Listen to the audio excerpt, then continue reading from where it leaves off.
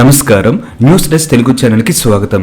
ఈరోజు జాతీయ వార్తలు వచ్చేసరికి వేసవిలో ప్రయాణికుల రద్దీని దృష్టిలో ఉంచుకొని భారీగా ప్రత్యేక రైలు నడిపేందుకు రైల్వే శాఖ సిద్ధమైంది.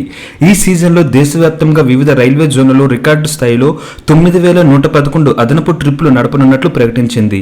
గత ఏడాదితో పోలిస్తే ఇది 43% అధికమని ఓ ప్రకటనలో పేర్కొంది.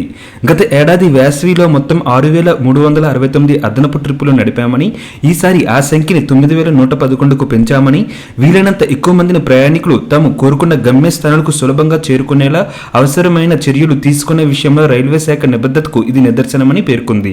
అత్యధికంగా పశ్చిమ రైల్వే నుంచి 1878 ట్రిప్పులు, వాయువ్య రైల్వే నుంచి 1623 ట్రిప్పులు, దక్షిణ మధ్య రైల్వే నుంచి 1012 ట్రిప్పులు, తూర్పు మధ్య రైల్వే నుంచి 1003 ట్రిప్పులు ఉన్నాయి.